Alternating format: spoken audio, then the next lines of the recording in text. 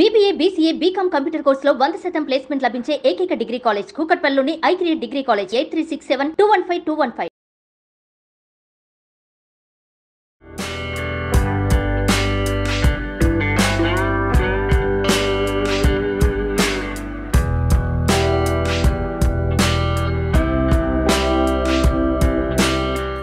నమస్కారం. మనం రకరకాల రోటి పచ్చళ్ళు చేసుకుంటున్నాం. ఈవేళ చుక్కకూర పచ్చడి చేసుకుందాం. ఆకుకూర పచ్చళ్ళు మంచి రుచిగా ఉంటాయండి. రెగ్యులర్గా మనం గోంగూర చేసుకుంటాం. అందరికీ గోంగూర తెలుసు. చుక్కకూర, పాలకూర, మెంతి కూర, బచ్చలి కూర, ఈ నాలుగిటిని కూడా మనం బ్రహ్మాండంగా పచ్చడి చేసుకోవచ్చు. బచ్చలి కూర మన దొడ్లో ఉంటే కోసుకొని చేసుకోండి, భలే బాగుంటుంది. మంచి ఐరన్ రిచ్ కూడా. చుక్కకూర పచ్చడి ఇంచుమించుగా గోంగూర పచ్చడి లాగానే ఉంటుంది. ముందు మనం బేసిక్ రూల్ ఒకటి చెప్పాలి. వెల్లుల్లిపాయలు కావాలంటే వేసుకోండి, అక్కర్లేకపోతే ధారాళంగా మానేయచ్చు, ఏం పర్వాలేదు. నేను వేయట్లేదు, మీరు కావాలంటే వేసుకోవచ్చు. చుక్కకూరని కొంచెం ఒలిచేసి, అంటే మరీ కాడలు ముదురుగా ఉంటే తీసేయండి. ఇట్లా ఆకులు మాత్రం తీసి పక్కన పెట్టుకుంటే ఎంతో అవదండి. ఎన్ని ఆకులు వేస్తే అంతే పచ్చడి అవుతుంది, తక్కువ అవుతుంది. కానీ ఎక్కువ అన్నం కలుస్తుంది, చిన్న పులుపు ఉంటుంది. కాబట్టి ఇందులో ఏ చింతపండు ఏమీ పెట్టాము. ఎండుమిర్చి బేస్ తోటి చేసుకుంటేనే పచ్చడి బాగుంటుంది. స్టవ్ వెలిగించి పెట్టాను. కొంచెం ఒక చిన్న స్పూన్ నూనె వేసుకుందాం.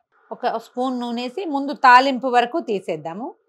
ఈ పచ్చళ్ళు పిల్లలకి రుచి చూపించి నేర్పించాలి. దీన్ని ఈజీగా తినిపించే మెథడ్ ఏంటంటే, పచ్చళ్ళ పిల్లలు తినరండి అంటారు. ఏ ఆకుకూర పచ్చడైనా మీరు అన్నంలో కలిపేసి కొంచెం ఉల్లిపాయలు సన్నగా ముక్కలు తరిగి అన్నంలో కలిపేసేయండి. ఈ ఉల్లిపాయ రుచి వల్ల తింటారు. పైన మళ్ళీ ఫ్రెష్ తాలింపు, పల్లీలు, శనగపప్పు, మినపప్పు, ఆవాలు, జీలకర్ర వేసి తాలింపు పెట్టండి. కొత్తగా ఉంటుంది. మధ్య మధ్యలో పచ్చి ఉల్లిపాయ తగులుతూ ఉండేసరికి మంచి రుచిగా ఉంటుంది. క్యారెట్ కూర కూడా కలపచ్చు. తీరలా పిల్లలకి గోంగూర పచ్చడి అలవాటు చేయొచ్చు, ఆవకాయలు అలవాటు చేయొచ్చు. అంటే మరి చిన్నప్పుడు కాదు, కాస్త పెద్ద అయ్యాక చేస్తే ఎక్కువ రుచిగా ఉంటుంది. పచ్చళ్ళ రుచి తెలుస్తుంది, అన్నం కొంచెం ఎక్కువ తింటారు. దీన్ని మీరు కీన్వా లాంటి దాంట్లో కూడా, కొర్రల అన్నాల్లో కొర్రలు అవి వండుకుంటున్నాం కదా, ఇప్పుడంతా చిరుధాన్యాలు తింటున్నాం, వాటిల్లో కూడా కలిపేయటము. పైన మళ్ళీ పోపు, కాసిన పచ్చి ఉల్లిపాయ ముక్కలు అలాంటివి కనుక యాడ్ చేసామంటే కొత్తగా డిఫరెంట్గా ఉంటుంది. బాక్స్లోకి బ్రహ్మాండంగా ఉంటుంది. ఇది అంత చాలా పులుపు ఉండదండి. మరి మెంతులు మాత్రం వేయట్లేదు. ఒక స్పూను ఆవాలు వేద్దాము, అలాగే ఒక స్పూను ధనియాలు కూడా, ఒక స్పూను మినపప్పు. ఒక 4 కట్టల చుక్కకూర తీసామనుకోండి, అంత కూర వస్తుంది, అందుకంటే రాదు. దానికి ఇది సరిపోతుంది. అన్నీ తలా ఒక స్పూన్ వేస్తే చాలు.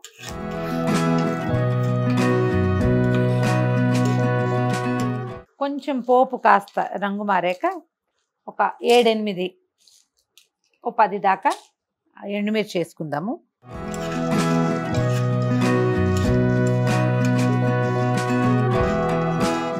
దాన్ని వేగనిచ్చి ఒక చిటికెడు ఇంగు వేద్దాం. మీరు ఇంగు వద్దు, వెల్లుల్లిపాయలు వేసుకుంటామంటే పోపులో వేసేసుకోవచ్చు. అదే ఇప్పుడు గోంగూరలో కొంతమంది వెల్లుల్లిపాయ వేసుకుంటారు, కొంతమంది వేసుకోరు కదా. ఎవరికి గోంగూరలో వెల్లుల్లిపాయ అలవాటు ఉందో వాళ్ళు ఇందులో కూడా వెల్లుల్లిపాయ వేసుకోవచ్చు. వేగిన పోపుని పక్కకు తీసి పెట్టుకుందాము.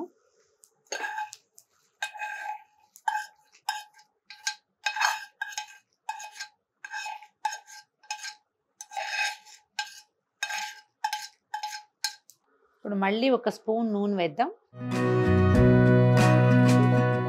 నూనెలో ఒక చిటికెడు పసుపు వేసేసి ఈ చుక్కకూరని ఇందులో పెట్టేద్దాం. చుక్కకూర కొంచెం తడి ఆరిపోతే మంచిది.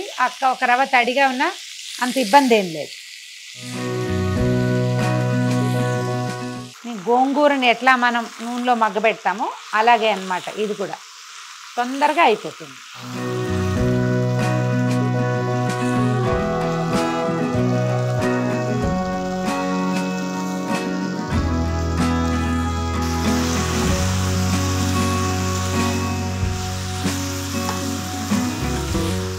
ఇది ఏంటంటే, మనం ఉప్పు కనుక వేసామంటే మొత్తం అంతా నీరు వచ్చేస్తుంది.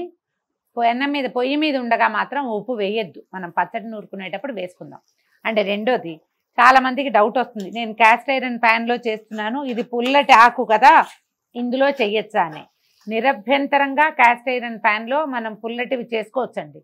పదార్థం ఇట్లా అవటం ఏంటి, మరుక్షణం తీసేయాలి. అందులో నిలవ పెట్టకూడదు, అందులో అది చల్లారకూడదు. చల్లారంగానే మనకి రుచి మారిపోతుంది. నూనె ఉండి వేడి మీద ఉండగా ఏమీ అవ్వదు. అండ్ కొంత ఐరన్ అబ్జార్బ్ అయ్యే అవకాశం కూడా ఉందండి. పాతకాలం నుంచి ఈ పద్ధతి పాటిస్తూనే ఉన్నాం. జస్ట్ వేగాలి, వేగిన మరుక్షణము మూకుడులోంచి వస్తువు బయటకు వచ్చేయాలి. ఈ బేసిక్ రూల్ గుర్తుపెట్టుకుంటే మనం చక్కగా క్యాస్ట్ ఐరన్ ప్యాన్స్ని వాడేసుకోవచ్చు. స్పీడ్గా అయిపోతుంది, గ్యాస్ ఆదా అవుతుంది, సమయము ఆదా అవుతుంది, కొంచెం హెల్తీగా కూడా ఉంటుంది. అల్యూమినియం ప్యాన్ల కంటే చాలా బెటర్ క్యాస్ట్ ఐరన్ ప్యాన్. హ్యాపీగా ఒకటి కొనుక్కోండి, పచ్చళ్ళని అందులో కావించేసేయండి, ఏం కాదు. ఇదిగో మనం వేసిన నూనె వచ్చేస్తుంది. ఉప్పు వేసామంటే ఇంత సింపుల్గా సులువుగా అవ్వదు. కనిపిస్తుంది కదా నూనె మెరుగు, ఇగో మెరుపు కనిపిస్తుంది చూడండి. ఒకటి ఎక్కడైనా ఆకుపచ్చటి ఆకు ఉందేమో చూసి కొద్దిగా ఒక 2 నిమిషాలు అటెంటివ్గా ఉండి దీన్ని చెయ్యాడిస్తే సరిపోతుంది. అడుగంటేస్తానంటుంది కూడా తొందరగా.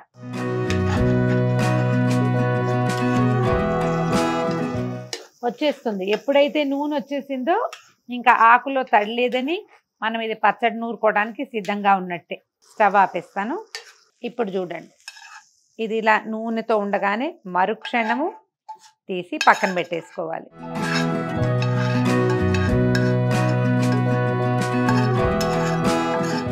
మనం ఇత్తడి మూకుడ్లు వాడుకుంటున్నారు ఇవాళ రేపు చాలామంది. అది కూడా అంతే, మనకి పొయ్యి మీద నుంచి అది గిన్నెలోకి వచ్చేసేయాలి, అందులో మాత్రం నిలవ ఉండకూడదు. దీన్ని వదిలేద్దాము. ఇది చల్లారే లోపల మనం ఇందాక పోపు వేయించి పెట్టాం కదా, అది నూరేసుకుందాము.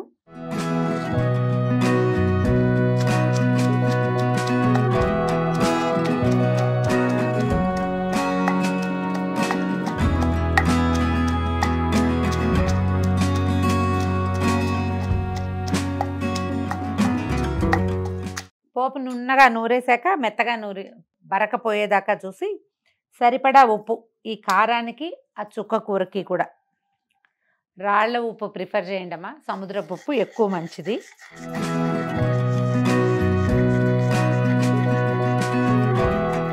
మనం చుక్క కూర వేసాక ఇంకా పెద్ద నూరడానికి ఏం ఉండదు, అందుకని ముందే ఇదంతా మెత్తగా చేసేసుకోవాలి. మనం మగ్గబెట్టి పక్కన పెట్టుకున్న చుక్క కూరని వేసేసేయండి.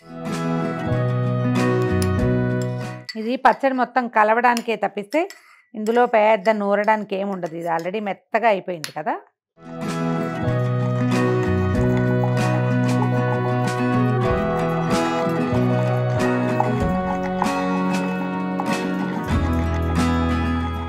ఇందులో ఇంకా బెల్లం వేసేది, చింతపండు వేసేది ఏమీ లేదు. కొత్తిమీర, కరివేపాకు వేసేది, పైన తాలింపు పెట్టేది, నథింగ్ డూయింగ్. చక్కగా పళ్ళెల్లోకి వెళ్ళిపోవటమే. ఇది చూడ్డానికి కొంచెం గోంగూర పచ్చడి లాగానే కనపడుతుంది చూడండి. ఆల్రెడీ ఇందులో కాస్త పోపు గింజలు ఉన్నాయి, దీన్ని అందులోకి తీసేద్దాం.